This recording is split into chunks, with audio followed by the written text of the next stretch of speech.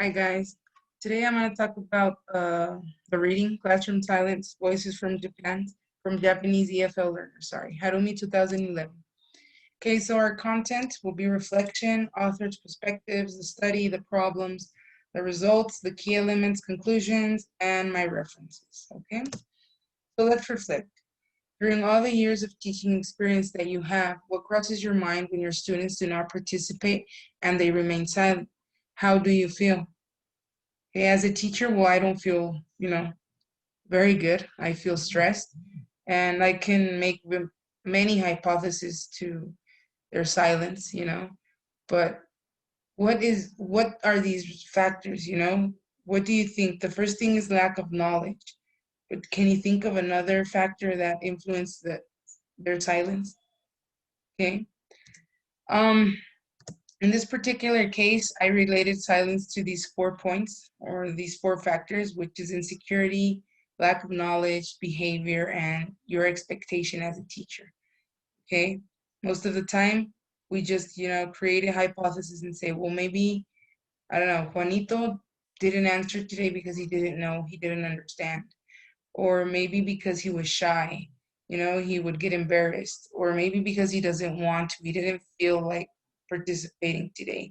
Or that's just your expectation. I mean, he has something else crossing his mind, and that's what you conclude. Okay. Now, Anderson, 1986, mentions that learner silence is a wall. It's a wall between the teacher and the student. Okay, you don't know, but you have to look for strategies to go up or go across this wall. Okay. Um, and this other author, McPake, 1999, refers to students learn by listening to their teachers. Okay. When you are teaching, do you really notice or do you really know if they are actually listening to you? It happens to me when my students, I mean, I'm explaining, I'm speaking, I want them to participate, but you just see them there, sitting there, and I don't know, they're there physically, but, mentally, I don't know where they are. Okay. And most of the times there will be students that they're listening to you and they are actually, getting all that knowledge and interpreting all that knowledge. Okay. So that's what McPake states, that students learn by listening to their teachers. On the other hand, Goldstein, okay, says that silence was accurate listening, empathy for others, and awareness of even the subtlest sign from a speaker. Okay. um, this usually happens when we interpret their silence as a lack of knowledge, okay? In some cultures, being silent, paying attention to the teacher does not mean that it's a lack of knowledge. It's just a thing of culture, okay? So we have to be very aware of all these signs that our students present before we make our hypothesis, okay? Harumi 1999 did the questionnaire or did a small study in Japanese teachers and British teachers, where Japanese teachers exposed that their students' silence was a face saving. What does this mean? It refers to um, their culture. When they are silent, you know, they're paying attention. They don't want to be face threatened.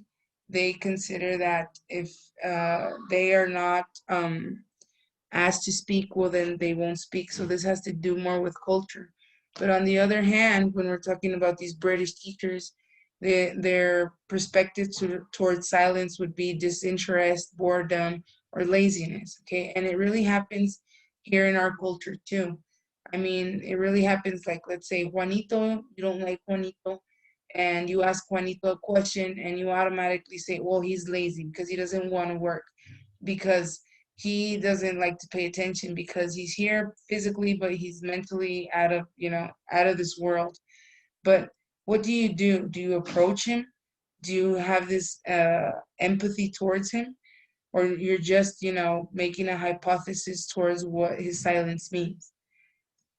Weber 1987 mentions these 4 types of silence in a Japanese context. Silence as truthfulness, silence as a social discretion for the sake of social harmony, silence as embarrassment, and silence as a defiance, okay? This has to do with the cultural context. In this case, it's Japanese. And then Harumi will point out her point of view, or his point of view, sorry, about silence. And he says, silence as a sense of sharing, mutual intuitive understanding, okay? Sometimes there are, you get tired, or your students get tired of always being the same, always being them, the ones that are participating. So this has to do with the fact that these students have the understanding, but they keep quiet so other classmates can participate. This is the sense of sharing. Okay, in this study, the reading, there was 3 questions to be answered.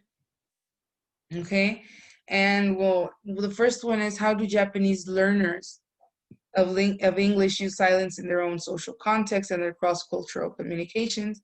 To what extent do Japanese cultural norms or beliefs concerning the use of silence affect learners' language performance in class? And is it more desirable for students to change their learning style, or should teachers adjust their teaching style? If so, to what extent and how? I think this question was very important because, I mean, you have your learning style, and maybe if you change your learning style, well, you won't have the same results. But as a teacher, you could adjust your teaching styles, and it's easier.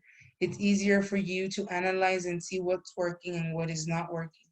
Okay, in this case, we had 197 participants, okay, of Japanese intermediate EFL learners, and then we had 52 nets and 58 jets.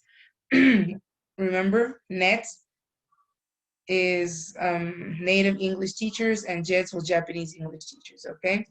So their learner background, after they did this study, well, they mentioned that this proficiency level these students had was in a beginner level, and that 60% of these students had a bad proficiency in speaking. It was very low.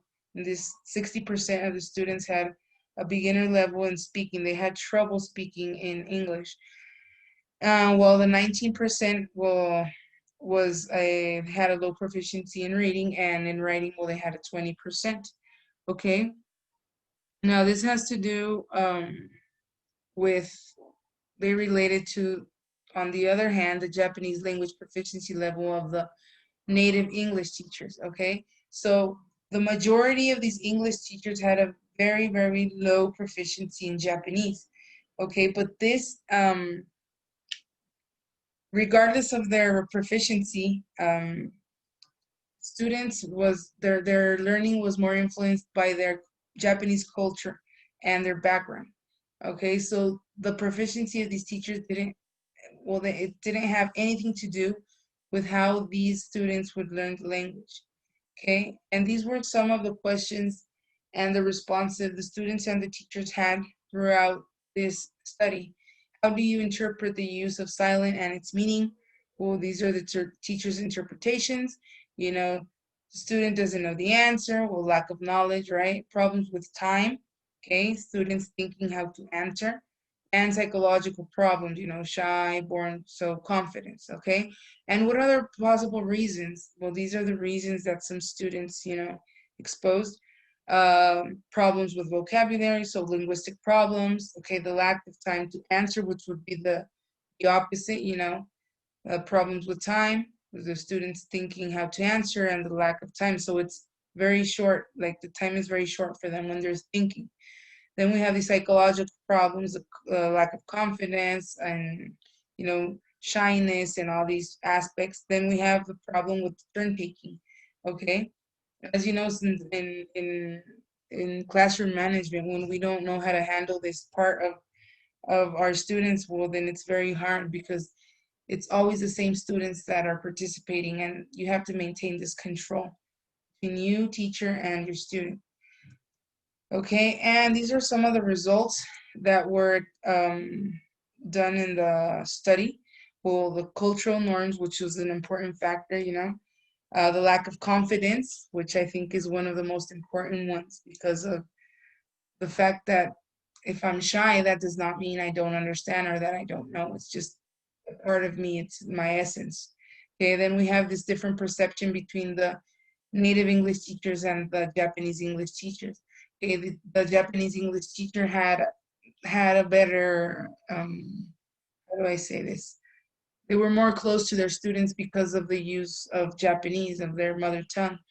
And in the native English teachers will have that, that boundary that would separate them from their students because if they were going to explain a topic or something, well, they didn't have that opportunity to explain it in their L1. It was just directly the L2, and well, it was very difficult for them to communicate. Okay, and these were some other um, results that were given throughout these questions. What do you do if your student remains silent when you interact individually, which we'll be seeing a little bit further. Okay, these strategies that are very important for us as teachers to take. And when you have difficulties in explaining in spoken English, what do you expect your teacher to do for you? As you guys know, we as teachers are guides. We're supposed to help our students. We're supposed to, build up their confidence and have them speak and orient them and just be there, be empathic with them. Okay, and Miyazaki will talks about these three functions: interactional, discursive, and social function. Okay, so how do you interact with your students? Okay, is there a discursive function between what they understand and what they agree to understand? And then we have the social function, strong emotional response. Okay, that they say yes, we do understand. They're very um, into the English language. They are very participant interactive, but what do you do with the rest? Okay. And then, well, in this reading, we have these key elements in classroom activities and what I was mentioning before. Okay. Activities should build up learner confidence and facilitate learner autonomy. Okay. Most of the times, our students expect us to give them all and provide all the information that they need, but they also have to be autonomous. Okay. But first of all, we have to learn as teachers how to build up their confidence, how to make them be confident of what they're going to answer, of what they're going to do, of what they're doing right or what they're doing wrong. Okay. Number two, teaching should be reflective and interpretive in nature. Okay. How do you reflect? Are you actually reflecting, or you just, let the water go or let the water flow and just, well, I'm going to continue doing what I'm doing and I really don't care if they do understand or if they don't. Okay. Remember, we reflect and we've been seeing reflection through these last 3 semesters. So interpret it in nature. Okay. I'm reflecting to what I'm doing. I reflect on what I think my students are doing, but what is the background, does a culture affect how I'm working or how they are working? Okay. And then we have this classroom environment. Okay. It should be encouraged with mutual participation to accomplish the aim of communication. Okay? I think this is very important. Okay. I have seen this in our personal context in the BA. Okay. There's some of us that always are participating and some of us that don't usually participate. Okay. But when the teachers gather us up into teams, it's weird when you hear them speak, and but that doesn't mean they don't know.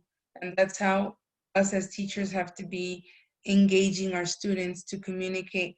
If they don't want to be with the rest of the class, well, they can be, in small groups and talk with these small, uh, with their classmates and make it a little bit more comfortable for them to speak. Okay. And with my conclusion, silence is not always what you as a teacher imagine.